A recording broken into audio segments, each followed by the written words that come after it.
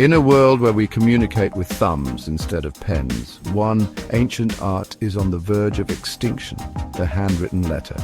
Yes, that thing your grandparents used to send before texting became our main language. But what if I told you that writing a letter isn't just a nostalgic throwback, but actually good for your brain, your relationships, and maybe even your soul? Before we had emails, DMs, and carrier pigeons, people wrote letters. Some of history's most famous figures poured their hearts into ink. Napoleon wrote spicy love letters to Josephine. Van Gogh sent deeply emotional letters to his brother Theo, and Abraham Lincoln, well, he wrote like a lot. And let's be honest, if Romeo had just texted Juliet instead of sending that fateful letter, things might have ended a lot less tragically.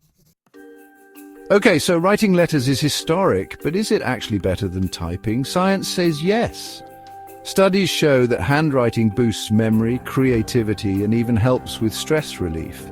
Your brain loves the slow, deliberate process of writing. It's like yoga, but for your fingers. Meanwhile, typing, it's just a race to see how fast autocorrect can embarrass you. The joys of autocorrect. Imagine typing Dear Aunt Mabel and oops, it turns into Dead Aunt Marble. Not quite the message you intended, right? Be honest, when was the last time you got a letter that wasn't a bill or an ad for a car warranty you don't even have?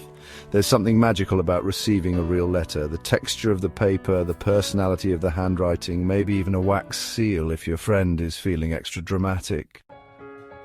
A text disappears into the digital void. A letter, that sticks around.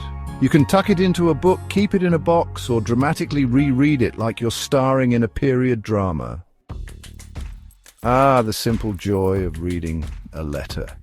It's like receiving a piece of someone's heart, carefully wrapped in words. Each line, each word carries a bit of the sender's essence, making the connection feel so much more personal and real. Alright, so you're convinced. But what do you even say in a letter? The good news? Anything? Thank you notes, birthday wishes, apologies, or just, hey, I was thinking of you message. The bad news? Your handwriting might look like a cryptic treasure map after years of only texting. But don't worry, the effort is what matters. Taking the time to write something by hand shows you care. It's the difference between a happy birthday text and an actual heartfelt message that doesn't get lost in a sea of notifications. So here's a challenge. Write someone a letter this week. A friend, a relative, your future self. Because let's be honest, future you could use some encouragement. You might just rediscover the joy of slowing down, thinking deeply, and leaving behind something that lasts.